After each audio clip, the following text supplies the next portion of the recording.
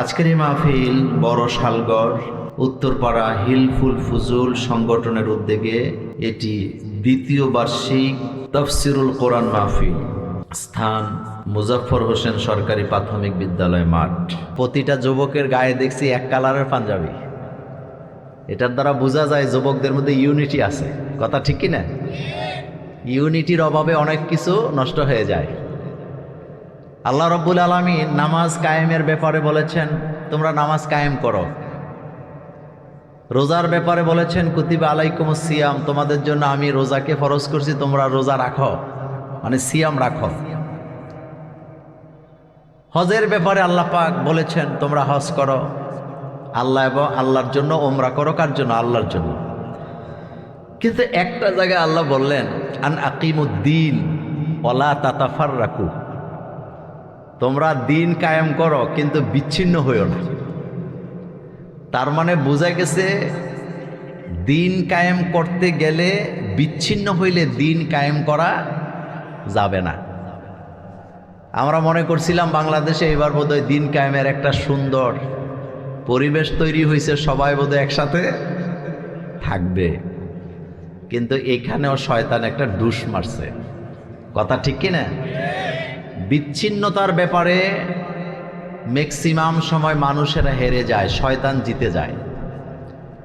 আজকে যেটা হয়েছে, এখানে শয়তান জিতে গেছে কিন্তু মোমেনরা এখানে হেরে গেছে। এই যুবকগুলাকে দেখার পর আজকে আপনাদের বড় শালগড় উত্তরপাড়া হিলফুল ফুজুলের যুবকদেরকে দেখে আমার কলিজাটা ঠান্ডা হয়েছে। সবাই একই কালারের একই ডিজাইনের পাঞ্জাবি পরে আছে। তাদের মধ্যে 100 জন দেশে আছে, বাকি 50 জন বাহিরে আছে। আমরা এখানে যারা মুরব্বীরা বসে আছি, আমরা আজকে তাদের জন্য একটা স্পেশাল দোয়া করি, আল্লাহ যেন তাদেরকে ইসলামের কাজের ব্যাপারে, সামাজিক কাজের ব্যাপারে, দিন কায়েমের ব্যাপারে এই প্রত্যেকটা যুবককে যেন আল্লাহ একসাথে পথ চলার তৌফিক যেন আল্লাহ দান করে। তারা যেন কখনো বিচ্ছিন্ন হয়ে না যায়, আল্লাহ যেন তাদেরকে কবুল করেন। আমরা বলি আমিন। এই যুবকগুলো ইচ্ছা করলে এখানে একটা গানের আসর দিতে পারতো নাকি পারতো না? যুবকরা তো এগুলোই করে, অনেক যুবক। কিন্তু না, বর্তমান 25-26-এর যুবকেরা বাংলাদেশের চিত্রটাকে পাল্টে দিয়েছে। যেই জাহাঙ্গীরনগর বিশ্ববিদ্যালয়ে গানের কনসার্ট হইতো, সেই জাহাঙ্গীরনগর বিশ্ববিদ্যালয়ে এখন ইসলামিক সেমিনার হয়। সুবহানাল্লাহ। এটা কে করছে? আরো জোরে বলতে হবে, কে করেছেন? ঢাকা ইউনিভার্সিটিতে তাফসির মাহফিল, চট্টগ্রাম ইউনিভার্সিটিতে তাফসির মাহফিল। চিন্তা করা যায়? এই পরিবেশটা পাল্টে দিচ্ছেন কে? একটা কথা মনে রাখবেন, এই পৃথিবীটা হচ্ছে, বর্তমান বিশ্ব হচ্ছে আল কোরআন এবং ইসলামের বিশ্ব। এই কোরআন এখন সব জায়গায় চলে গেছে। সারা পৃথিবী থেকে কোরআনের জোয়ার, মোমেনদের জোয়ারের খবর আসছে। আর আমরা মোমেনদের হৃদয়ের মধ্যে বসন্তের হাওয়া বইছে। সুবহানাল্লাহ। আপনারা আশ্চর্য হবেন, এই পৃথিবীতে বর্তমানে দলে দলে লোকেরা কালিমা পড়ে মুসলমান হচ্ছে। তার ভিতরে অস্ট্রেলিয়া একটা মহাদেশ না? বর্তমানে অস্ট্রেলিয়াতে সবচেয়ে বেশি মুসলমান হচ্ছে, ভারতেও হচ্ছে। গত 3-4 দিন আগে ভারতের এক পরিবারের 32 জন কালিমা পড়ে মুসলমান হয়েছে। আমি আপনাদেরকে একটা আশ্চর্যজনক ঘটনা বলি। আশ্চর্যজনক এই জন্য বললাম, মানুষে মুসলমান হয় যুবকরা, যাদের বয়স 20, 22, 24, 25, 40 বছর, তারা বুঝে শুনে ইসলাম গ্রহণ করে। কথা সত্য না?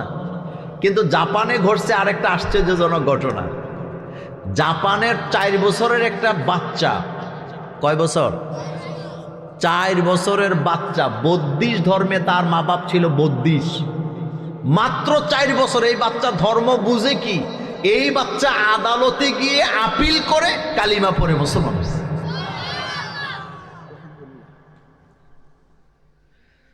আমার কলেজের ভাইয়েরা, ইসলামের বিজয় আসবেই, কেউ ঠেকাতে পারবেন না। যেই আমেরিকাতে কোন প্রশাসনিক লোকেরা শপথ গ্রহণ করার সময় বাইবেলে হাত দিয়ে তারা শপথ গ্রহণ করত, কয়েকদিন আগে একজন মুসলিম নারী সেখানে বিচারপতি হিসাবে শপথ গ্রহণ করতে গেছে।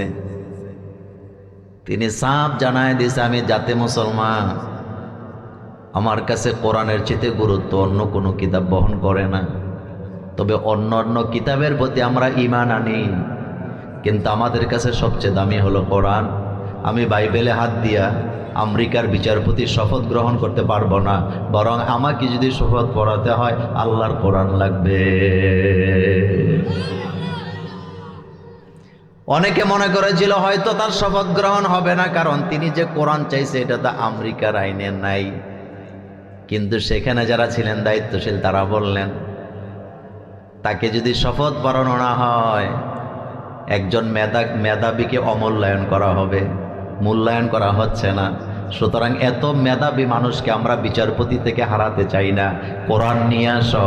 তিনি জাতে মুসলমান, তাকে বাইবেলে হাত দিতে হবে না, কোরআনে হাত দিয়ে তিনি শপথ গ্রহণ করবে। নিউ ইয়র্কের মেয়র যিনি হলেন, আমেরিকার ইতিহাসে এই প্রথম তিনি নিজেকে মুসলমান পরিচয় দিয়া মেয়র হইলেন। তিনি যদি শপথ গ্রহণ করতে গেলেন, আমেরিকার আইন হলো বাইবেলে হাত দিয়ে শপথ গ্রহণ করা লাগে, কিন্তু তিনি সেখানে শপথ গ্রহণ অনুষ্ঠানে একটা নয় 2টা কোরআনের পাণ্ডুলিপি নিয়ে গেছে। যেরকম সুবহানাল্লাহ। কয়টা? কথা কয় না, কয়টা? একটার উপরে আরেকটা রাখছে। আপনারা বলবেন মোল্লা ভাই 2টা কেন নিয়ে গেছে? তার কারণ হলো রাসূলুল্লাহর যুগের একটা পাণ্ডুলিপি সে আনছে কোত্থেকে, আর একটা বর্তমান যুগের পাণ্ডুলিপি। তিনি সারা পৃথিবীকে জানান দিলেন রাসূলুল্লাহর যুগের কোরআন আর বর্তমান যুগের কোরআনের মধ্যে কোনো পার্থক্য নাই। সে কোরআন আমরা শুনতে আসছি, খুশি না বেজার? এটি হচ্ছে কোরআনের মাজলিস। বলেন এটা কোরআনের কি মাজলিস? এখানে কোরআনের আলোচনা হবে, সুন্নাহর আলোচনা হবে, রাসূলের হাদিস থেকে কথা হবে, আর জিকির হবে কার? আল্লাহ পাকের। এই কোরআনের মাহফিলটা যে সমস্ত যুবকরা সাজাইলো, আমরা আবারও দোয়া করি আল্লাহ যেন তাদেরকে বেলালের সাথে কবুল করেন, আল্লাহ যেন তাদেরকে খাব্বাবের সাথে কবুল করেন, আর যে সমস্ত আলেম ওলামারা এর সাথে জড়িত আছেন আল্লাহ যেন তাদেরকে হযরত ইবনে আব্বাস রাদিয়াল্লাহু তাআলা আনহুমার সাথে যেন আল্লাহ কবুল করেন। আমার কলিজার ভাইয়েরা, আমি আসলেই ব্যস্ত মানুষ। আপনাদের এলাকার ছেলে, এই গ্রামের আমাদের হাসান আমাকে এমনভাবে ধরছে যে হুজুর আপনি আমাদেরকে একটু সময় দিবেন। আজকে মূলত মুস্তাক ফয়েজির মাহফিল নাগাইশ, ওখানেও আমার যেতে হবে। আজকে জুমা ছিল, আমার মাহফিলগুলো আরও 2 বছর আগে সিটিং করা ছিল। আপনাদের যুবকদের অনুরোধে আমি আপনাদের কাছে আসছি।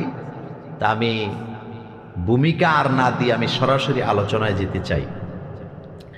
আমার কলিজার ভাইয়েরা, একেবারে অন্তর থেকে একটা কথা বলেন তো, এই যে কোরআনটা আল্লাহ পাক আমাদের জন্য নাজিল করলেন, এটা কি মরা মানুষের জন্য নাজিল হয়েছে না জীবিত মানুষের জন্য?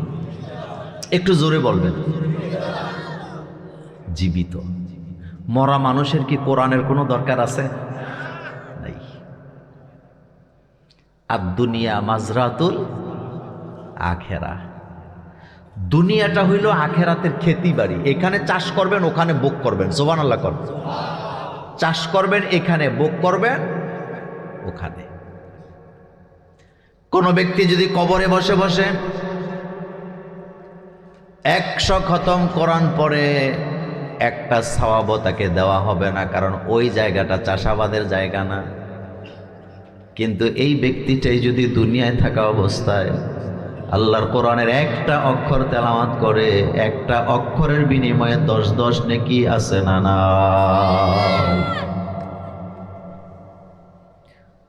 কবরে বসে যদি কেউ কিয়ামত পর্যন্ত নামাজ আদায় করেন, যে কবরে তো আর কোনো কাজকর্ম নাই, এখানে তো আমি অবসর, সংসার নাই, ব্যবসা নাই, চাকরি নাই, কিয়ামত পর্যন্ত যদি নামাজ পড়েন একটা সওয়াব আপনি পাবেন না। কিন্তু দুনিয়াতে যদি আপনি 2 রাকাত নামাজ পড়েন, এমন নামাজ যেই নামাজে কোনো উলট পালট কোনো চিন্তা করেন নাই, আল্লাহ ছাড়া কাউকে জায়গা দেন নাই, সহিহ মুসলিমের হাদিসে আসছে, এই 2 রাকাত নামাজ একজন মুমিনের জন্য জান্নাতে যাওয়ার জন্য যথেষ্ট।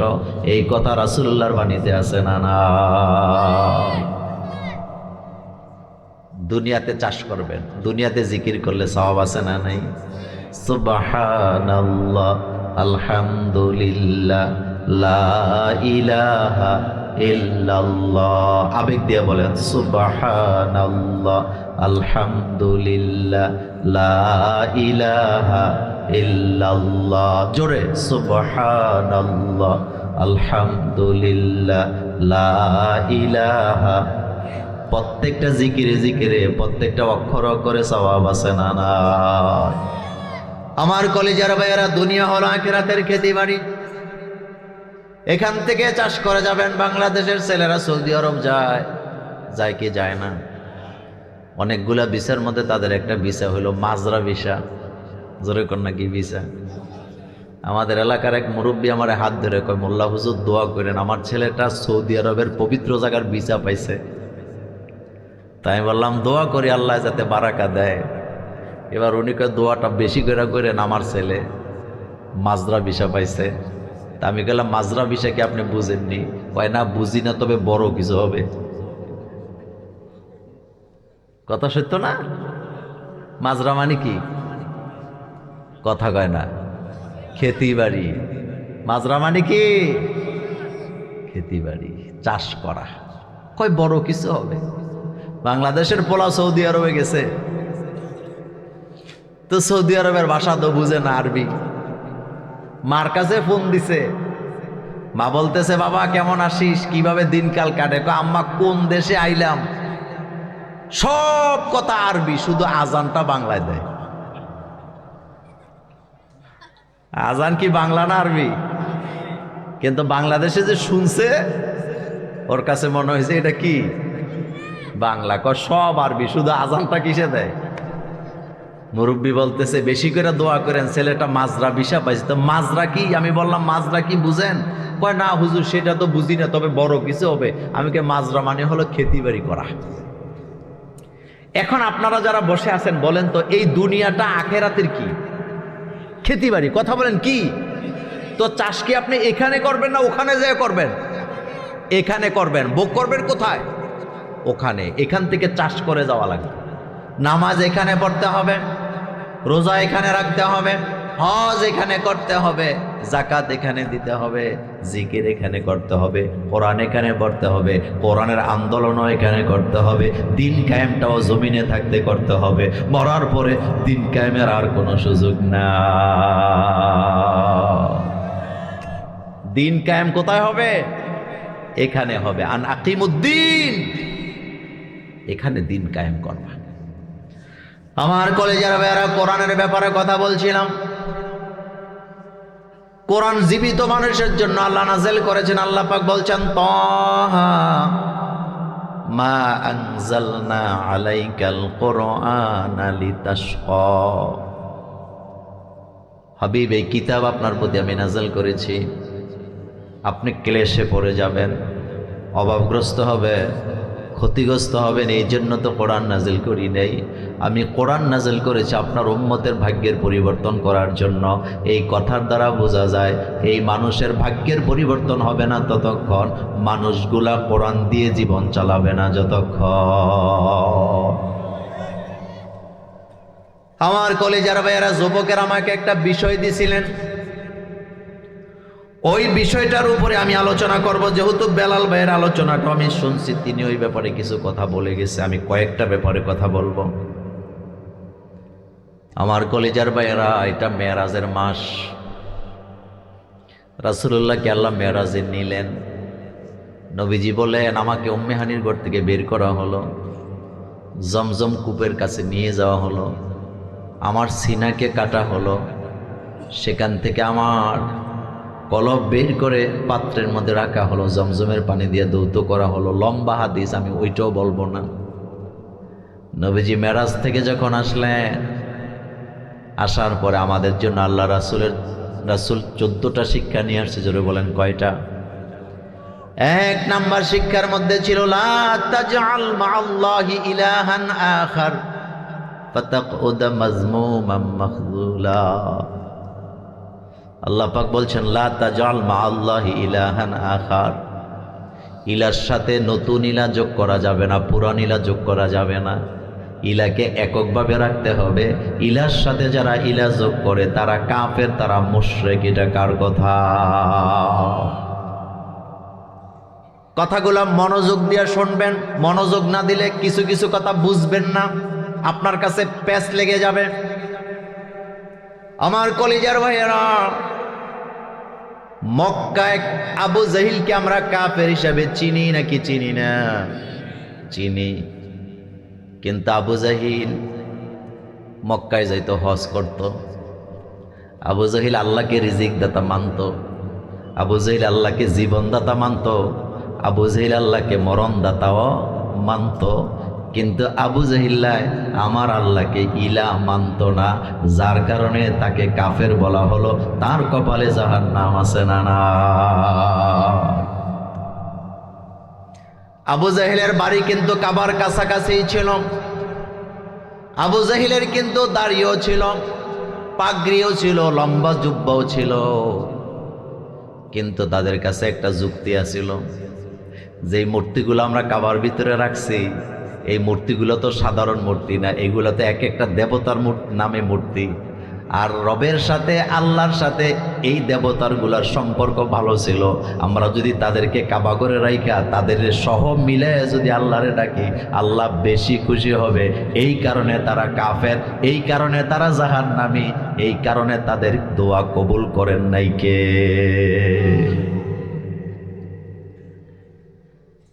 আল্লাহর সাথে তারা লাত, মানাত, উজ্জাকে মিলাবার কারণে তারা কাফের। লা ইলাহা ইল্লাল্লাহ, আল্লাহ ছাড়া কোনো ইলাহ নাই, তার মানে তারা ইলাহ। ইলার অর্থটা পরে বলতেছি, খেয়াল করেন।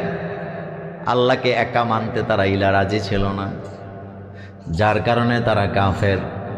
আমার কলিজার ভাইয়েরা, এখন আপনাদের কাছে একটা জবাব চাই, জবাবটা জোরে দিবেন। আবু জাহিল্লায় আল্লাহকে রিজিক দাতা মানত, জীবনদাতা মানত, কিন্তু ইলা মানত না। তার সাথে আরো ইলাকে মিলাইয়া দিত ইবাদত করার জন্য। এখন আপনাদের কাছে জানতে চাই, আমাদের বাংলাদেশেও তো কিছু মুসলমান আছে আল্লাহর কাছে যাওয়ার আগে কবরকে, মাজারকে একসাথে গোলায় ফেলে, এমন মানুষও বাংলাদেশে আছে না? না।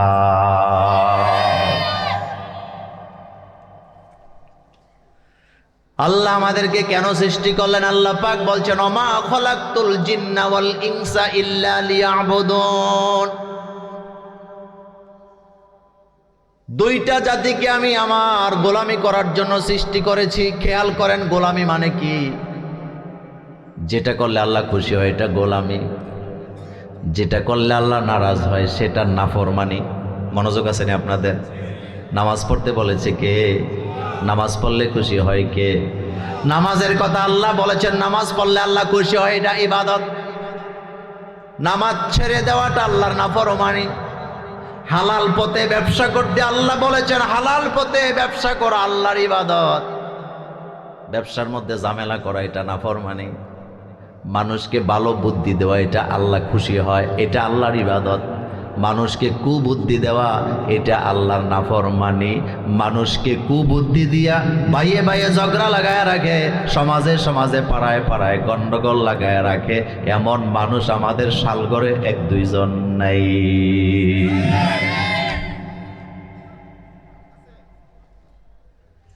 মানুষকে রাস্তা দিলে আল্লাহ খুশি হয়, এটা আল্লাহর ইবাদত। রাস্তা বন্ধ করাটা আল্লাহর নাফরমানি।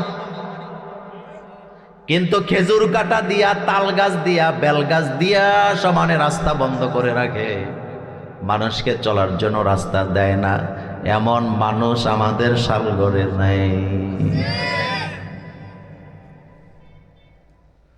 যেই কাজ করলে আল্লাহ খুশি হবেন এটা ইবাদত, এটার বিরুদ্ধে গেলে নাফরমানি। আমার কলেজের ভাইয়েরা, ভালো কাজের আদেশ পছন্দ করেন কে? এটা ইবাদত। মন্দ কাজ থেকে মানুষকে ফিরাবেন, এটাও ইবাদত। কিন্তু মন্দ কাজে মানুষকে সাপোর্ট দিবেন, এটা অপছন্দ করে কে? এটাই হলো আল্লাহ পাকের নাফরমানি। উখরিজাত লিন্নাস, তা'মুরুনা বিল মা'রুফ ওয়া তানহাউনা আনিল মুনকার। তোমাদেরকে জনগণ থেকে আমি বের করছি, মানুষ থেকে চুজ করেছি। আমি তোমাদেরকে উখরিজাত লিন-নাস, মানুষ থেকে, তো মানুষের জন্য তোমাদেরকে আমি বের করছি। কেন করছি? তা'মুরুনা বিল মা'রুফ, মানুষকে ভালো কাজের আদেশ দিবা, ওয়া তানহাউনা আনিল মুনকার, মানুষকে খামান্দ কাজ থেকে ফেরত রাখবা, বাঁচায়া রাখবা, বাধা দিবা। আমার কলেজের ভাইয়েরা, ভালো কাজের আদেশ করা এটা ইবাদত, আল্লাহ খুশি হয়। মন্দ কাজে বাধা দেওয়া আল্লাহ খুশি হয়, এটাও ইবাদত। ভালো কাজ মাঝে মধ্যে করি, কিন্তু খারাপ কাজে বাধা দিতে যাই না। এলাকার ছেলেরা জুয়া খেলে, গাঁজা খায়, একদিনও তাদেরকে দৌড়ানি দেওয়ার সাহস পাই না, এমন ভীতু মানুষ সমাজে আছে না নাই? তসবিহ সরানিয়া, ওযু কইরা বা জামাত নামাজ পড়া, মসজিদের ভিতরে যেমন ইবাদত ছিল, সমাজের পোলাপাইনেরা জুয়া খেলতেছে অথবা তারা নেশা করতেছে, ওই নেশার আখড়াটা ভাঙ্গিয়া দেওয়াটা বোধহয় ইবাদত ছিল না। কথা কন না কেন? ইবাদত ছিল না, তো ওই আখড়াটা ভাঙ্গিয়া দেওয়ার দরকার আছে না? না। কিন্তু মুরব্বী নামাজে রওনা দিছে, এলাকার যুবকেরা বলতেছে সবাই মিল্লা চলেন, এখানে নেশা হয়, আখড়াটা ভাঙ্গিয়া দেই। মুরব্বী কইব তোরার কাজ তোরা কর, এত ঝামেলা ভাল লাগে না। কথা কন না কে? ওইটা বোধহয় ইবাদতের মধ্যে নাই। এই পয়েন্টটা এইভাবে শেষ করতে চাই, যেই কাজে আল্লাহ খুশি হয় এটা ইবাদত। বলেন, যেই কাজে আল্লাহ খুশি হয় এটা, আর যেই কাজে আল্লাহ নারাজ হয় ওইটা হলো নাফরমানি। ইবাদত করব না নাফরমানি করব? ইবাদত করার জন্য আমাদেরকে তৈরি করছেন কে? এই কথাটা আল্লাহ বলছে, ওমা খলাকতুল জিন্না ওয়াল ইনসা ইল্লা লিয়াবুদুন। আমি জিন আর মানব জাতিকে তৈরি করছি আমি আল্লাহর গোলামি করার জন্য। এবার আপনাদের কাছে জানতে চাই, জমিন কার? গোলামিও চলবে কার? আল্লাহ পাক সূরাতুল বনী ইসরাঈল বলছেন, লা তাজআল মা'আল্লাহি ইলাহান আখার। খবরদার, আল্লাহর সাথে কোনো ইলাহকে যোগ করা যাবে না। হযরত লোকমান হাকিম তার ছেলেকে ডেকে বলতেছেন, ইয়া বুনাইয়া লা তুশরিক বিল্লাহ, ও আমার ছেলে খবরদার শিরিক করো না। কিন্তু মুসলমানের ঘরে জন্ম নিয়া কথায় কথায় শিরিক করে, এমন মুসলমান আমাদের শালগড়ে নেই। আপনি কইবেন মোল্লা ভাই কথায় কথায় শিরিক কি? বাজারে রওনা দিছে, ঘর থেকে বের হইছে, বুড়া মেয়ে একটা হাসি দিছে, দাঁত বেটকায় কয় যাত্রা হয় নাই। কথা কন না কেন? কি হয় নাই? তো এটা বোধহয় শিরিক না? বসে আছে কয়েকজন গল্প করতেছে, হঠাৎ করে ডাইন হাতটা চুলকায়। বলেন তো চুলকাইলে কি কয়? আপনাদের এলাকায় বলে না? জোরে কর না, কি কয়? দাঁত বেটকায় বেটকায় কয় আমার বোধহয় টাকা আইব রে। বাম হাত চুলকাইলে কয় বোধহয় টাকা গেল। ঘরের পাশে পুকুর, পুকুরের পারে একটা অনেক দিনের পুরানো গাছ, গাছের মধ্যে একটা পেঁচা রাতের বেলা ডাকতেছে কারে? কথা কয় না? সাব্বাহা লিল্লাহি মা ফিস সামাওয়াতি ওয়া মা ফিল আরদ। আকাশ আর জমিনে যারাই আছে সবাই তাসবিহ করে কার? রাতের বেলা পেঁচা ডাকতেছে আল্লাহরে। আর ঘরের মহিলারা ফতুয়া দেয়, অনেক দিন যাবত এই পাখিটা গাছের মধ্যে ডাকতেছে, নিশ্চিত কেউ না কেউ মারা যাবে অথবা বড় বিপদ আসতেছে। এই ধরনের কথাবার্তা সমাজে চালু আছে না? না,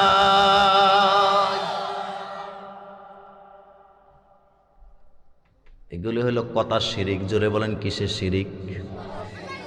মুরব্বীর ডায়াবেটিস হয়েছে, জোরে কর না, কি হয়েছে? খাইতে হয়েছে। আমাদের রফিক হুজুর যাইয়া এক টুকরা গোশত দিছে, উনি দাঁত বেটকায় কই দিয়েন না। আপনি কি জানেন না আল্লাহ আমার খানা বন্ধ করে দিছে? কথা জোরে বলতে হবে, বলেনি? কলেজার ভাইয়ারা, কত বড় নাফরমানি কথা আপনি বলেন। আল্লাহ আপনার রিজিক বন্ধ করে দিছে, কেমনে দিল?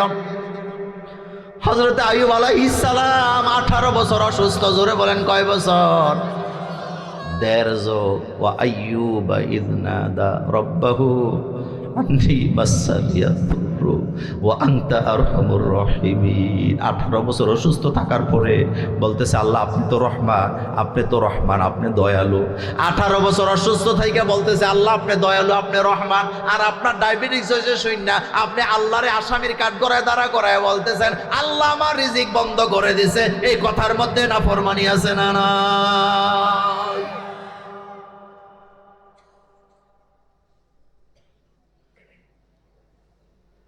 গত কয়েকদিন যাবত আকাশে রৌদ্র উঠে না, ধান কাটছে শুকাইতে পারতেছে না, সমানে 10 বস্তা ধান সিদ্ধ করছে, ঘরের ভিতরে রাখছে, রৌদ্র উঠে না।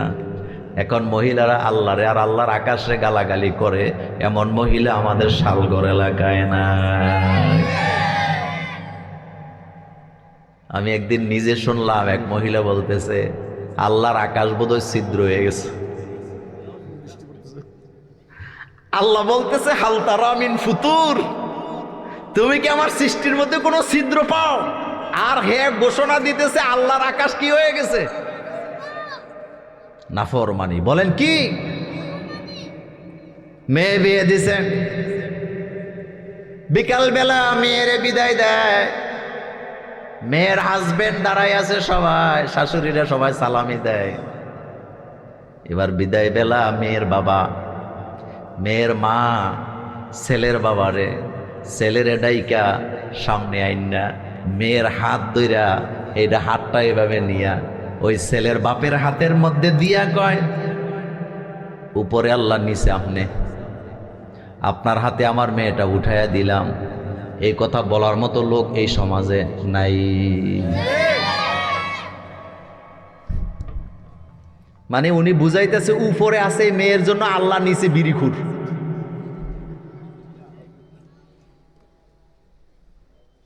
উপরে কে, নিচে কে, ডাইনে কে, বামে কে, সামনে কে, পেছনে কে, মৃত্যুর আগে কে, মৃত্যুর পরে কে, জীবনের আগে কে, জীবনের পরে কে?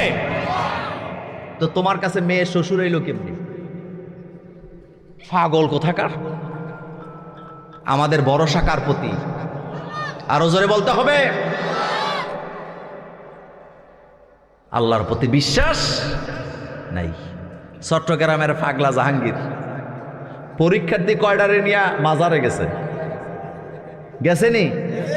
মাজারে যে চট্টগ্রামের বাসায় বলতেছে বাবা আর আইসি। ইমান আছে না গেছে? আচ্ছা একটা কথার জবাব দেন, আমি তো এত বড় আলেমের সামনে বসে কথা বলতেছি, আমি তো ভয় লাগে, আপনারা বুঝবেন না। এবার কথা শুনেন, উনি কিন্তু আবার আমার শ্বশুরেরও খুব কাছের মানুষ। এবার একটা কথার জবাব দেন, আমরা কাবার দিকে ফিরে নামাজ আদায় করি না? কথা জোরে বলেন। আচ্ছা বলেন তো, আমরা কি কাবার গোলামি করি না কাবার মালিকের গোলামি করি? আমার শালঘরের ভাইয়ারা, কাবার গোলামি করা শিরিক, কাবার মালিকের গোলামি করা ইবাদত। সেম কন্ডিশনে কোথাও যদি একটা ভালো মানুষের কবর থাকে, মাজার থাকে, ওইটার পাশে যদি মসজিদ থাকে, আপনি মসজিদে দাঁড়াবেন, গোলামি হবে কার? মোনাজাত হবে কার কাছে? আল্লাহ পাক বলছেন ফালিয়াবুদু, সবাই পড়েন ফালিয়াবুদু রব্ব হাযাল বাইত আল্লাযী আত'আমাহুম মিন জু' ওয়া আমানাহুম মিন খাউফ। আল্লাযী আত'আমাহুম মিন জু' ফালিয়াবুদু রব্ব হাযাল বাইত। যারা কাবা ঘরের মালিকের গোলামি করবে তাদের দুঃখ, দুর্দশা, দরিদ্রতা, ক্ষুধা দূর করে দিবেন কে? আমরা কাবার দিকে ফিরে নামাজ আদায় করি, এটা সত্য, কিন্তু কাবার গোলামি আমরা করি না, কাবার মালিকের গোলামি করি।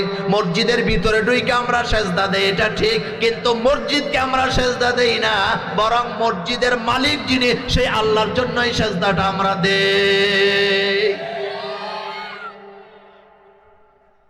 হযরতে লোকমান হাকিম তার ছেলেকে বললেন ইয়া বুনাইয়া লা তুশরিক বিল্লাহ, ও আমার ছেলে খবরদার, তুমি আল্লাহর সাথে শরীক করো না। শরীক মানে হলো সমকক্ষ মনে করা। আল্লাহ পাক বলছেন কুল হুয়াল্লাহু আহাদ, পড়েন সবাই, কুল হুয়াল্লাহু আহাদ আল্লাহুস সামাদ লাম ইয়ালিদ ওয়া লাম ইউলাদ ওয়া লাম ইয়াকুল লাহু কুফুয়ান আহাদ। একজন নামাজি যখন নামাজে দাঁড়ায় দুনিয়ার সব শিরিক থেকে আল্লাহ তারে মুক্ত করে দেয়। জোরে কোন সুবহানাল্লাহ। কারণ আমরা যখন নামাজে দাঁড়াই তখন নিজেকে শিরিক মুক্ত জীবনের ঘোষণা কার সামনে দাঁড়ায় দেই? যারা পারেন আমার সাথে জোরে জোরে পড়েন, ইন্নী ওয়াজ্জাহাতু, পারেন না এটা? পড়েন সবাই, ইন্নী ওয়াজ্জাহাতু ওয়াজহিয়া লিল্লাযী ফাতারাস সামাওয়াতি ওয়াল আরদা হানিফা ওয়া মা আনা মিনাল মুশরিকিন। ইন্নী ওয়াজ্জাহাতু ওয়াজহিয়া লিল্লাযী, আমরা আমাদের চেহারাটা ঘুরাই দিলাম কার দিকে? আমরা মুতাওয়াজ্জিহ হই কার দিকে? ওয়া মা আনা মিনাল মুশরিকিন, যারা মুশরিকি করে তাদের সাথে আমাদের কোনো সম্পর্ক নেই। ইলা কয়জন?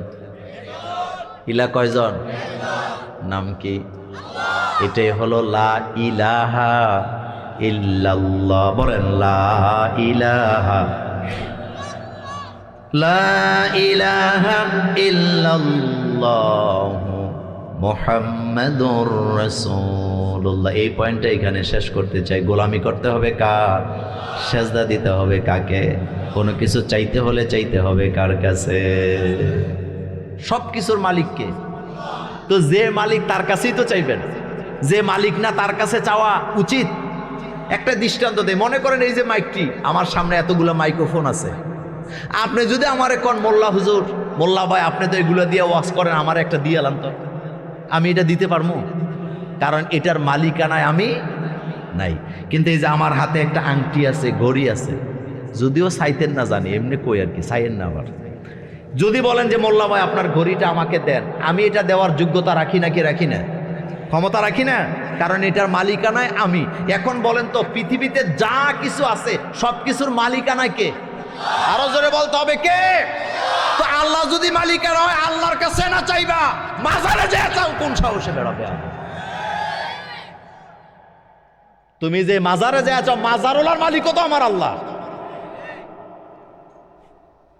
দেবের লোকেরা নিয়ত করছে সন্তান পাওয়ার জন্য শাহজালালের মাজারে ছাগল নিয়ে যায়। কিন্তু এই কথাটা বলে এই পয়েন্টটা শেষ করতে চাই, আপনি যেই শাহজালালের মাজারে গেছেন সন্তান পাওয়ার আশায়, সেই শাহজালালের নিজেরই কোনো সন্তান নাই।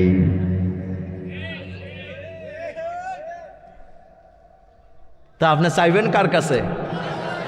নবীরা বুড়া বয়সে চাইছে কার কাছে? হযরতে জাকারিয়া আলাইহিস সালাম বুড়া বয়সে আল্লাহরে কয়, আল্লাহ লা তাজারনি ফারদা, আল্লাহ আপনি আমার একা সাইডেন, আমার বংশটা রক্ষা করেন। সুবহানাল্লাহ কর। সন্তান চাওয়া এটা নবীদের সুন্নত, আলহামদুলিল্লাহ বলেন। হযরত ইব্রাহিম আলাইহিস সালাম সন্তান চাইছে না? কার কাছে? হযরতে জাকারিয়া আলাইহিস সালাম সন্তান চাইছে কার কাছে? হযরতে জাকারিয়া আলাইহিস সালাম কয় লা তাজারনি ফারদা, আল্লাহ আপনি আমার একা সাইডেন না। আল্লাহ কয় তোমার কথা আমার এত পছন্দ হয়েছে জাকারিয়া, যাও বুড়া বয়সে আমি তোমার সন্তান দান করে দিলাম। আমাদের বাবা ইব্রাহিম আলাইহিস সালাম আল্লাহরে কয় রব্বি হাবলি মিনাস সলিহিন, আল্লাহ আপনি আমার একটা নেককার সন্তান দেন। আল্লাহ কয় যাও তোমার আমি দিয়ে দিলাম। সব নবীরা চাইতো কার কাছে? তাহলে আমরাও চাবো কার কাছে? রব্বানা আতিনা, পড়েন সবাই, রব্বানা আতিনা ফিদ দুনিয়া হাসানাতাও ওয়া ফিল আখিরাতি হাসানা ওয়া কিনা আযাবান নার। দুনিয়া আখিরাতের সকল সম্পদের মালিকানায় কে? তো মালিকের কাছে চাওয়ার দরকার আছে না? না, মালিকের কাছে চাইবেন। যে মালিক না তার কাছে চাওয়া এটা মূর্খতা।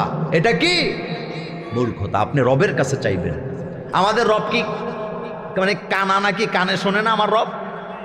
এই যে আমরা বলি সামি আল্লাহু লিমান হামিদা, আমার রব শুনছেন আমি যা বলছি, আমি যা প্রশংসা করছি। সেজদার মধ্যে আপনারা দোয়া করেন না? সেজদায় দোয়া কবুল হয়, সেজদায় দোয়া কবুল হয়। ফতুয়া দেব না, তবে বলে দেই, এমন কোন জিনিস আপনি নফল নামাজে সেজদায় আল্লাহর কাছে চাচ্ছেন যেটা আপনি আরবিতে বলতে পারেন না, আপনি বাংলায় দোয়া করবেন, জায়েজ আছে। কথা বুঝছেননি? কথা আপনি বাংলা এটা বলতে, আপনি আরবিতে বলতে পারেন না, সেজদার মধ্যে আপনি বাংলায় বলতে পারবেন। সুতরাং চাইবেন কার কাছে? আর সেজদা কি ছোট হবে না বড় হবে? লম্বা সেজদা দিবেন, লম্বা। ভারতের হার্টের ডাক্তার দেবী শেঠি, নাম শুনছেন? দেবী শেঠি তার কলামের মধ্যে লেখছে যে যত লম্বা সেজদা দিবে তার হার্ট তত বেশি মজবুত হবে। হ্যাঁ, থেকে মুসলমান নাকি? কিন্তু সেও জানে মুসলমানদের এই ধর্মের মধ্যে কল্যাণ আছে। সুবহানাল্লাহ কোন। জার্মানের 16 জন বিজ্ঞানী ডক্টরেট করা, তারা একটা বিষয়ের উপরে গবেষণা করলেন। বিষয়টা ছিল বিভিন্ন দেশের বিভিন্ন ধর্মের লোকেরা বাথরুমে গিয়ে গোসল করতে যায়, স্ট্রোক করে মারা যায়। কিন্তু পার্সেন্টেজে দেখা গেছে মুসলমানের সংখ্যা 1%ও না। আলহামদুলিল্লাহ ভাই, যে গয় না, মানে তারা দেখছে মুসলমানেরা বাথরুমে তেমন স্ট্রোক করে মারা যায় না। গবেষণা করতে করতে তারা বের করছে পৃথিবীতে যত জাতি গোসল করে একমাত্র মুসলিম জাতি গোসলে মাথায় পানি দেওয়ার আগে ওযু করে। কথা সত্য নি? বিজ্ঞানীরা বের করছে যে মুসলিম জাতি যে ওযু করে, ও ওযু করার সময় হাত ধোয়, মুখ ধোয়, পা ধোয়, মাথা যে মাসে করে, এই অবস্থায় তার শরীরের ভিতরে রক্ত চলাচলটা স্বাভাবিক হয়ে যায়, যার কারণে সে স্ট্রোক করে মারা যায় না। এটা ওযুর কারণে। আর যারা বিজাতি তারা তো ওযু করে না, ডাইরেক্ট যে মাথার উপরে শাওয়ার ছাড়ে, ওই ঠান্ডা পানি যখন মাথায় আঘাত করে ওই লোকটা ওখানে স্ট্রোক করে মারা যায়। সুবহানাল্লাহ ভাই, যে কই না। ইসলামের মধ্যে কল্যাণ আসেনি? আরো জোরে বলেন, আসেনি? তাহলে গোলামি হবে কার? এই কথাটা আল্লাহ পাক বলছেন, লা তাজাল মা আল্লাহ ইলাহান আকার। এবার শেষ কথাই ব্যাপারে বলি, ইলা মানে কি? ইলার বাংলা অর্থ হলো আমার উপরে হুকুম চালাবার ক্ষমতা কার। ইলা শব্দের বাংলা অর্থ হলো আইনদাতা, বিধানদাতা। আলা লাহুল খলকু ওয়াল আমরু, সৃষ্টি যার, আইনও চলতে হবে। ইনিল হুকমু ইল্লা লিল্লাহ। বলেন হুকুম চলবে কার? তিনি আমার মাবুদ, তিনি আমার ইলাহ, তিনি আমার রব, তিনি আমার মালিক, তিনি আমার সবকিছু। আমার জীবন দিছে কে? তাহলে আমার জীবনের মালিক কে? আল্লাহ। আমাকে সম্পদ দিছে কে? তাহলে আমার সম্পদের মালিক কে? আমাকে ছেলে মেয়ে দিছে কে? তাহলে আমার ছেলে মেয়ের মালিক কে? আমাকে হায়াত দিছে কে? তাহলে আমার হায়াতের মালিক কে? এই কথাটাই কুল ইন্না সলাতি ওয়া নুসুকি ওয়া মাহইয়া, এই পয়েন্টে কথা শেষ। তাহলে গোলামি একমাত্র হবে কার? 2 নম্বরে আল্লাহ রাব্বুল আলামিন বলছেন, আকাদা রব্বুকা আল্লা তা'বুদু ইল্লা ইয়্যাহু ওয়া বিল ওয়ালিদাইনি ইহসানা। তোমাদের রবের পক্ষ থেকে ফয়সালা হয়ে গেছে, তিনি কাজী। বলেন তিনি কি? কাজী। বুঝেননি? ফয়সালাকারী। আমাদের দেশে কাজী কয় যারা বিয়ে পড়ায়। কথা সত্য নেই? আমাদের দেশে কত কিছু উল্টা কয়। কাজী হচ্ছে যিনি ফয়সালা করেন। যিনি কি করেন? ফয়সালা দেওয়ার ক্ষমতা যার, বিচারপতিকে কাজী বলে। আর আমাদের দেশে যে বিয়া পড়ায় তারে কয় কাজী। আপনাদের শালগড় কাজী আছে না? এই যে কাজী বাড়ি আছে না? আচ্ছা, এই যে কাজী, এই কাজী মূলত কাজী না, উনি হলো মুসলিম ম্যারেজ রেজিস্ট্রার। উনি মুসলিম নরনারীর বিয়ে কি করে? রেজিস্ট্রি করে। উনি কাজী না। কিন্তু আগের দিনে এটা বলছে সম্মান দিয়া। আমাদের দেশে যারা কাপড় সেলাই করে তাদেরকে কয় খলিফা। কথা কন না কেন? তাদের যে কেন খলিফা হয় আমি এটা এখনো বুঝি না। কারণ আমরা মানুষ, আমরা কার খলিফা? ইন্নি জাইলুন ফিল আরদে খলিফা। আমরা খলিফা কার? কিন্তু হেতে কাপড় সিলায়, হেতে বলে খলিফা। এরকম আসেনি? আবার আমাদের দেশে যারা খতনা করায়, বুঝেননি কথা? কি করায়? তারারেও খলিফা করে। আজাম কয়, আজাম বলে না? অনেক এলাকায় খলিফাও। উল্টাপাল্টা কারবার আছে নাকি নাই? তো ওই কথা বলে সময় নষ্ট করতে চাই না। আল্লাহ হচ্ছেন কাজী, এটা আল্লাহর সিফত। মানে যে কোনো রায় পেশ করার ক্ষমতা কার? মনোযোগ দেন আমার কলেজের ভাইয়ারা। আল্লাহ রাব্বুল আলামিন বলছেন ওয়াকাদা রাব্বুকা আল্লা তা'বুদু ইল্লা ইয়াহু ওয়া বিল ওয়ালিদাইনি ইহসানা। তোমার রবের পক্ষ থেকে চূড়ান্ত ফয়সালা হয়ে গেছে। এই কাজীটা এখানে জোরে বলেন কে? দুনিয়ায় যত কাজী আছে, বিচারক যদি রায় দেয়, হাইকোর্টে আপনি বিচার চাইতে গেলেন, রায় দেওয়া হলো, আপনি যদি রায় মানি না বলেন, আপনার বিরুদ্ধে রাষ্ট্রদ্রোহী মামলা হবে। আপনি বলতে পারবেন এই রায়ে আমি সন্তুষ্ট হতে পারি নাই, আপিল করতে পারবো, এটা বলার অধিকার আপনার আছে।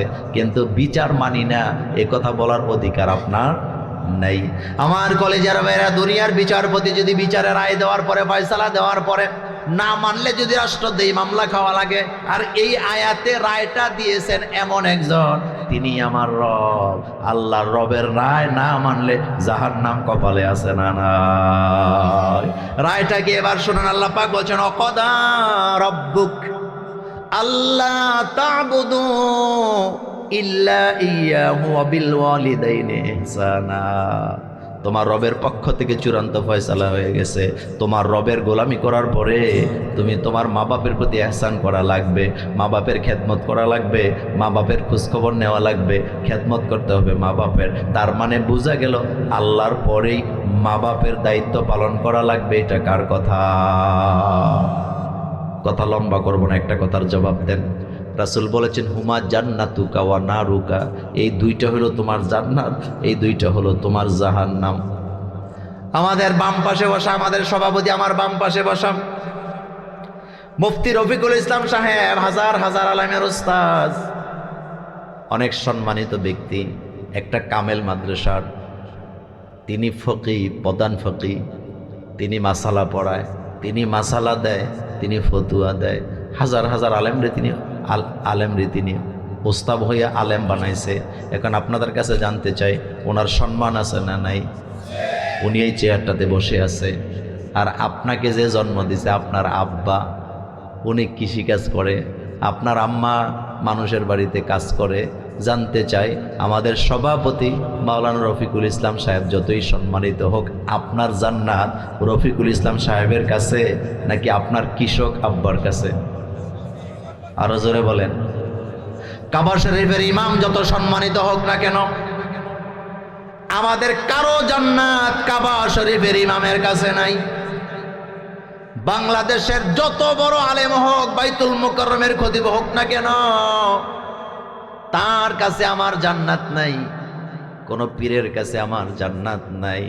রাসূলুল্লাহ বলেছেন হুমা জান্নাতুকা ওয়া নারুকা, তোমার জান্নাত তোমার আব্বা আম্মা, তোমার জাহান্নাম তোমার আব্বা আম্মা। তাইলে আমার জান্নাত আমার আব্বা আম্মা, আমার জাহান্নাম আমার আব্বা আম্মা। এই জায়গাটাতে নজর দেওয়ার দরকার আছে না না? এখানে ইহসান বলা হয়েছে। কি বলা হয়েছে একটু খেয়াল করেন, আমার দিকে তাকান। ইহসানটা কি পর্যায়ে করা লাগবে? যেই কথা কেউ বলতে সাহস পায় না, আমি আজকে সেই কথা শোনায় দিয়ে যাই। ইহসান মানে হলো আপনার আব্বা বুড়া বয়সে আপনার বাড়িতে আছে, তার হাত পা কাজ করে না, প্যারালাইজড হয়ে গেছে, তার বগল নিচের পশমগুলো বড় হয়ে যাচ্ছে, কাটতে পারে না নিজেরটা নিজে। এখানে ইহসান মানে হলো আপনি তার সন্তান, আপনি তার ছেলে, বগলের নিচের পশমটা, নাভির নিচের পশমটা আব্বা কাটতে পারে না, আপনার সন্তান, আপনার দায়িত্ব হলো আপনি নিজের হাত দিয়ে এটা কেটে দিবেন। এই কথাটা ইহসানের মধ্যে আছে না না? আব্বা লোকমা দিয়ে খেতে পারেন, আপনি খাওয়াই দিবেন। ও যুবক, ইহসানের মানে হলো তোমার আব্বা পেশাব পায়খানা করে পানি খরচ করতে পারে না, তুই তোর হাত দিয়া আব্বাকে পেশাব পায়খানার পানিটা খরচ করায় দিবি। এই হুকুমটা আমাদের জন্য নাযিল করেছেন কে? শুধু 4টা ভাত খাওয়াইলে ইহসান হবে না। বাজার থেকে আসছো, আব্বার মাথা ব্যথা, আম্মারটা পরে বলি, আব্বা খায় নাই, বালিশের উপরে মাথা দিয়ে আব্বা পড়ে আছে। ঘরে আসার পরে জানতে পাইলা আব্বা তো কিছু খায় নাই। যায় দেখতেছে আব্বার চোখ থেকে পানি পড়তেছে। তুমি জিজ্ঞেস করছো আব্বা কি হয়েছে? আব্বা কয় বাবারে আমার মাথাটা ব্যথা করে, এখানে এহসানটা কি হবে?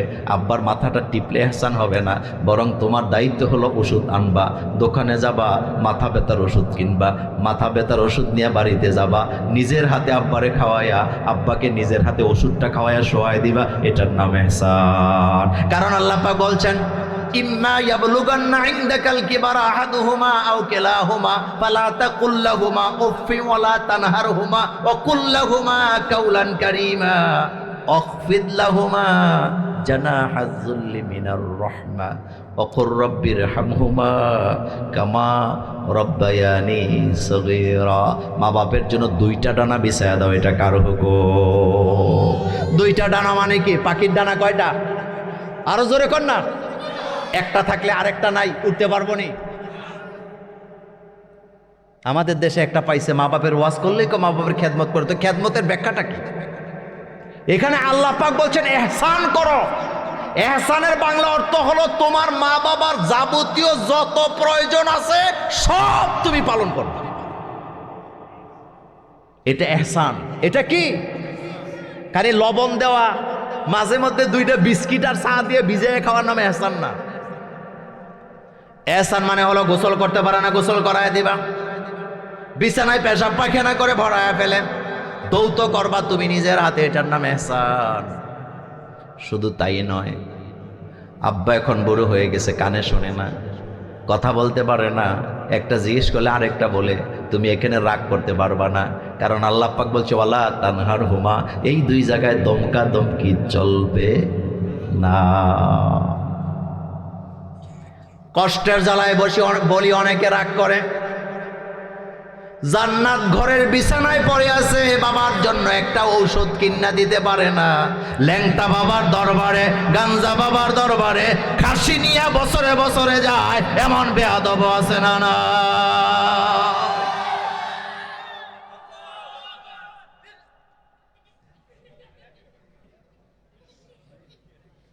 কি দিছে? তাকবীর দিছে? দাও, আবার দাও, হ্যাঁ দাও, তাকবীর দাও, দেখি দাও।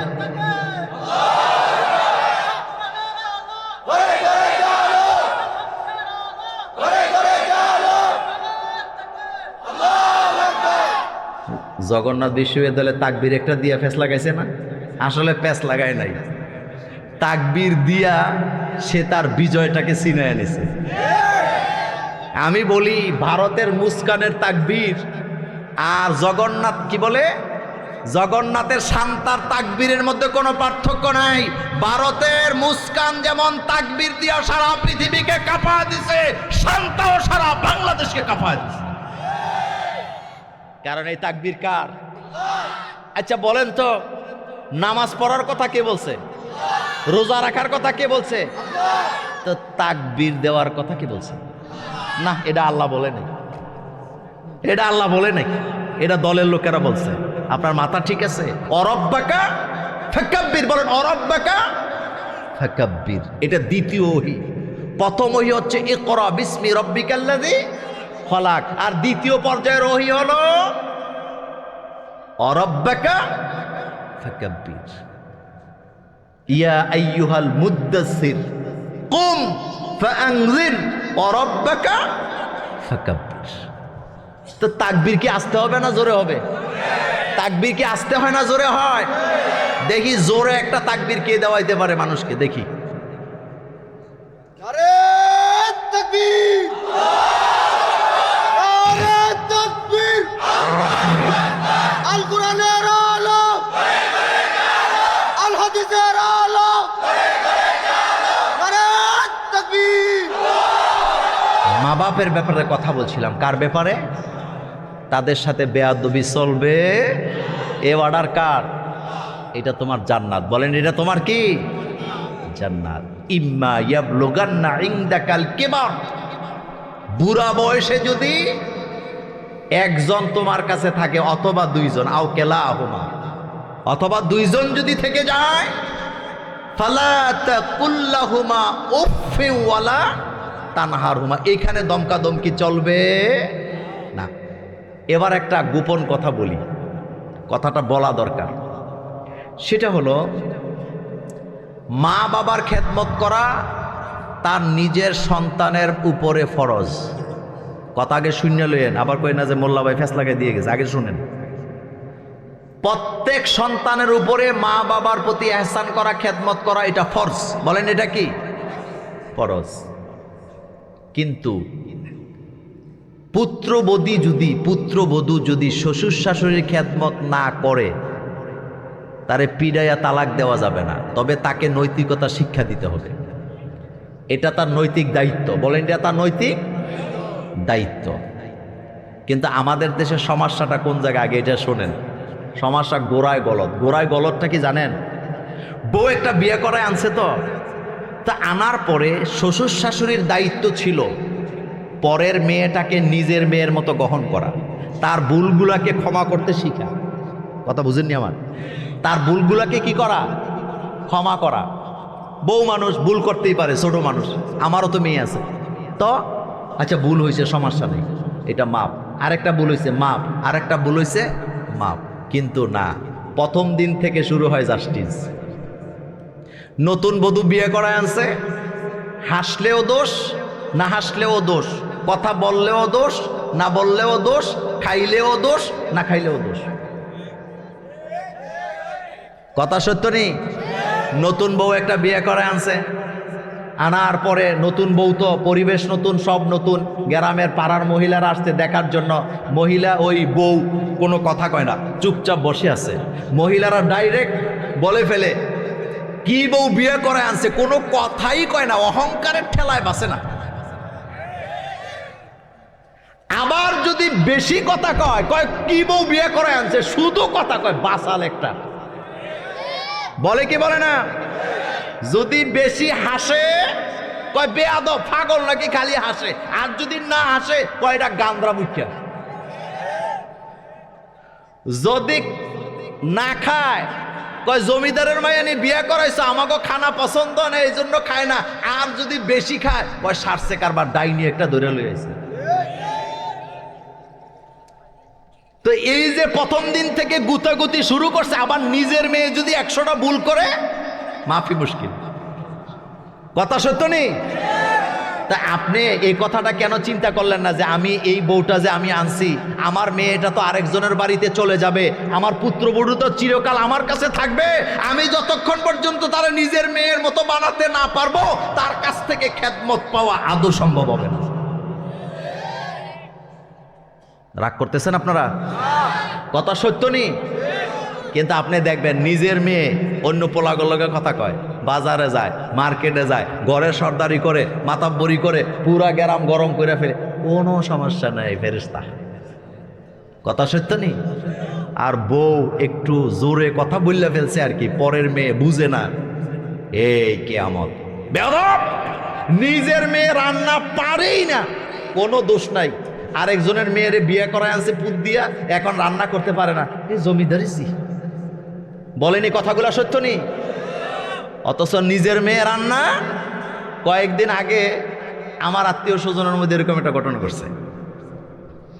তা আমি সচরাচর সর্দারি মাতাব্বরি করি না, এটা আমি একটু পছন্দ কম করি, কারণ এগুলোতে ঝামেলা আছে না, আছে। কিন্তু এমনি সমাজে বুদ্ধি টুদ্ধি লাগলে যদি মনে করি দে। আমি কিন্তু আবার মুসলিম ম্যারেজ রেজিস্টারও, এদিক থেকে কিছু সর্দারি মাতাব্বরি করা লাগেনি, লাগে। আচ্ছা শোনেন তো ঘটনাটা কি হয়েছে। বউ নাকি ভালো রান্না করতে জানে না। এখন এটা নিয়ে কি কোনো ঝামেলা হইতে পারে? শাশুড়ি যদি সিদ্ধান্ত নেয় যে আমার বৌমা রান্না করতে পারে না, তাতে কি হয়েছে? পৃথিবীর কোনো মেয়ে বাপের বাড়িতে রান্না করে না, সবাই বাপের বাড়িতে রাজকন্যা। এই কথা সত্য নেই? এটা সত্য। তো শাশুড়ি যদি সিদ্ধান্ত নেন যে আমি আমার বৌমারে রান্না শিখাবো, কোনো অসুবিধা আছে? আচ্ছা এখন দেখেন মজার কথা, এটা নিয়ে ঝগড়া লাগছে। লাগার পরে এখন মানে শাশুড়ি যে, ওরে আমি বললাম যে তোমার মেয়ে রান্না করতে পারেনি, মনোযোগ আছে না আপনাদের? আমি বললাম তোমার মেয়ে রান্না করতে পারেনি, কয় না পারে না। তো তোমার মেয়ে কি করে? কয় অনার্সে পড়ে। তাই আমি বললাম তোমার পুত্রবধূ কিসে পড়ে? কয় ইন্টারে পড়ে। মনোযোগ আছে নি? তা আমি বললাম তোমার মেয়ে অনার্স পড়ে, রান্না করতে পারে না, এটা দোষের নাই। আর তোমার পুত্রবধূ মাত্র ইন্টারে পরে রান্না করতে পারে না, এটা দোষের। তো তুমি যদি এখন তোমার মেয়ের বিয়ে দাও, তোমার মেয়ে তো রান্না করতে পারবে না, এখন আর কোনো কথা কয় না। এই স্বভাবগুলা আমাদের মহিলাদের মধ্যে আসেনি। আর তোমরা যারা যুবক বিয়ে করছো না, তোমাদের একটা উপদেশ দিই, বিয়ের সময় নিজের বোন আর নিজের মায়েরে যদি পছন্দ করার জন্য ফাডাস, তোর কপালে বিয়া নাই। কেমত হইব কিন্তু তোর বিয়ে হবে না। কারণ এই দুই জায়গায় গন্ডগোল আসেনি। কুমিল্লা ভিক্টোরিয়া কলেজে পড়ে এক মেয়ে, মাস্টার্সে পড়ে, খেয়াল করেন কিসে পড়ে, মাস্টার্সে। মেয়েটা শ্যামলা। এক ছেলের মা আর বোন ঘটককে নিয়ে মেয়ে দেখতে গেছে। মেয়ে কিসে পড়ে, মাস্টার্সে, সমাজকর্মে। মেয়ে দেখতে গিয়া মেয়ে শ্যামলা। এখন মেয়ের বোন বলতেছে মেয়ে পছন্দ হয় না, বিয়ে করাবে না। তো ঘটক বলতেছে মেয়ের অসুবিধা কি, মেয়ের দোষটা কি, মেয়ে আবার কোরআনে হাফেজ। কথা বুঝেননি? মেয়ে কোরআনে হাফেজ, আবার অনার্স করছে, এখন কি করতেছে, মাস্টার্স। কিন্তু পছন্দ হয়েছে না মেয়ে। কেন? ঘটক বলতেছে কি দোষ? কয় মেয়ে শ্যামলা। মুরব্বীরা বুঝতেছেন কথা? মেয়ে কি শ্যামলা, কিন্তু ছেলের বোন হইল কালো, শ্যামলা না, কালো। এখন ঘটক খুব রাগ করছে, রাগ করে বলতেছে ও কোরআনে হাফেজ, ও অনার্স করছে, ফার্স্ট ক্লাস পাইছে, আবার মাস্টার্স পড়তেছে, শ্যামলা এটা দোষ। তো তুমি যে কালো। এবার মহিলা বলতেছে আমি কালো হইলে কি হয়েছে, আমার বাইরে কি শ্যামলা বিয়ে করা মনি? এই অভ্যাসগুলো আমাদের মা বোনদের আসেনি? এই কাজগুলা কি হালাল না হারাম? আরো মজার কথা বলি, অন্যের মেয়ে দেখতে গেলে নাক চেক করে, কিন্তু নিজের মেয়ের নাক হইল চাকমা চাকমা লাগে। তো বিয়ের পরের থেকে আপনি গন্ডগোল যুদ্ধ লাগাই দিয়েছেন ইরাক ইরানের, তা আপনি এই মহিলা থেকে জীবনে খেদমত পাওয়ার কোনো সম্ভাবনা আসেনি? এই কথাটা আপনাদের মুরব্বীদেরকে বললাম। আপনি ক্ষমা করতে শিখেন, আপনি পুত্রবধূকে ক্ষমা করতে শিখেন, নিজের মেয়ের মতো করে তাকে দেখেন। আমি মোল্লা নাজিম, আমাদের মুহাদ্দিস সাহেবের সামনে আমি আপনাকে গ্যারান্টি দিয়ে গেলাম, আপনি যদি পুত্রবধূকে নিজের মেয়ে বানাতে পারেন, আপনার খেদমতের জন্য আপনাকে টেনশন করতে হবে না। কিন্তু আপনি আওয়ার পরে স্বৈরাচারী কায়দায় বাদ বেশি খায়, জোরে কথা কয়, জোরে হাসে, এটা করে না সেটা করে না, এগুলা করতে করতে করতে করতে ভারত পাকিস্তানের যুদ্ধ লাগায় দিছেন। এখন আর খেদমত কপালে পারবেননি, ঠিক হইতেন আগে ঠিক হন। আমার ভাইয়েরা, কথা তো বলতেই মন চায়, কিন্তু আমি আর সামনে যেতে পারছি না, আমার ঘড়ির কাঁটা আমাকে সাপোর্ট দিচ্ছে না। আল্লাহুম্মা সাল্লি আলা সাইয়্যিদিনা মুহাম্মদ ওয়া আলিহি ওয়া আসহাবিহি আজমাইন, আল্লাহুম্মা আমিন। রব্বানা যালামনা আনফুসানা ওয়া ইল্লাম তাগফির লানা ওয়া তারহামনা লানাকুনান্না মিনাল খাসিরিন। রব্বানা লা তুযিগ কুলুবানা বাদা ইয হাদাইতানা ওয়া হাব লানা মিন লাদুনকা রাহমাতান ইন্নাকা আনতাল ওয়াহ্হাব। আল্লাহ তাআলা বলর শালগড় উত্তরপাড়া হিলফুল ফুজুল সংগঠনের উদ্যোগে দ্বিতীয় বার্ষিক তাফসীরুল কোরআনের মাহফিল শেষ করে তোমার দরবারে হাত তুলেছি। মেহেরবানি করে আমাদের কোরআনের মাহফিল কবুল করে নাও। আমাদের দোয়া দুরুদ সালাম সোনার মদিনায় নবী পাকের রওজা মোবারকে পৌঁছায় দাও। তামাম পৃথিবীর মাটির নিচে যত কালিমাগুই মানুষ চলে গেছে, সকলের কবরে আযাব মাফ করে দাও। আল্লাহ এই গ্রামের প্রতিটা কবরে আযাব মাফ করে দাও। কবরে যারা চলে গেছে তাদেরকে জান্নাতের মেহমান হিসেবে কবুল করো। এই এলাকার মা বোনদের জীবনের গুনাহ ক্ষমা করে দাও। মা বোনদের মধ্যে যারা অসুস্থ তাদেরকে সুস্থতা দান করে দাও। যাদের ছেলে মেয়ে নাই ছেলে মেয়ে দান করে দাও। যারা ঋণগ্রস্ত আছে ঋণ থেকে মুক্ত করে দাও। আল্লাহ যারা প্রবাসী আছে আমার প্রবাসীদের কামাই রুজিতে বারাকা দান করো। আমার প্রবাসীদেরকে তুমি ক্ষমা করে দাও। রব্বুল আলামিন, আজকের মাহফিলের সভাপতি প্রধান অতিথি থেকে আল্লাহ যারা মুরব্বী আছে মুরব্বীদেরকে ক্ষমা করো। আল্লাহ তাদেরকে তুমি সিদ্দিক আকবরের সাথে কবুল করে নাও। আজকের কোরআনের মাহফিলে যত যুবক আছে আল্লাহ যুবকদেরকে মাফ করে দাও। তাদেরকে বেলাল আর খাব্বাবের সাথে কবুল করে নাও। এই প্যান্ডেল লাইটিং মাইকিং যারা করলেন তাদের ব্যবসায় বারাকা দান করে দাও। আল্লাহ আজকের মাহফিলে যত সাদাদারিওয়ালা বান্দা আছে আল্লাহ তাদের সাথে আমাদেরকেও চালায়া দাও। আল্লাহ মাসুম বাচ্চারা আছে আল্লাহ তাদের সাথে আমাদেরকে চালায়া দাও। আল্লাহ এই মাহফিলটাকে কিয়ামত পর্যন্ত কবুল করো। আল্লাহ এই মাহফিল যেন প্রতি বছর করতে পারে সেই তৌফিক দান করো। আল্লাহ আমাদের বাংলাদেশটাকে রহমতের চাদর দিয়ে ঢেকে দাও। আমাদের প্রতি তুমি নজর দাও, রহমতের নজর দাও আল্লাহ। আল্লাহ আমাদের প্রতি তুমি সাকিনা দান করো। এই যুবকগুলার কষ্টকে তুমি কবুল করো আল্লাহ। আমাদের সভাপতি, আমাদের প্রধান অতিথি, আমাদের বিশেষ অতিথি সহ আল্লাহ আমাদের মুফতি রফিকুল ইসলাম সাহেব, আমাদের প্রধান অতিথি আলহাজ রফিকুল ইসলাম, জনাব আলহাজ আব্দুল আউয়াল, জনাব আলী হোসেন মনির সহ যারা এর সাথে জড়িত আছে সকলকে তুমি কবুল করো আল্লাহ। বেলাল হোসেন হেলালির কণ্ঠকে সারা পৃথিবীতে ছড়ায়া দাও। আমাদের মুফতি রফিকুল ইসলাম সাহেবকে তুমি কবুল করো আল্লাহ। মক্কা মদিনায় যারা যেতে পারে না যাওয়ার তৌফিক দান করো রব্বুল আলামিন। আয় আল্লাহ জানি না কার জন্য সাদা কাফনের কাপড় তৈরি হয়ে বাজারে চলে আসছে, জানি না কার জন্য মসজিদের খাটিয়া অপেক্ষা করছে। যেদিন দুনিয়া থেকে বিদায় নেব জবানে পড়ায়া দিও লা ইলাহা ইল্লাল্লাহু মুহাম্মাদুর রাসূল।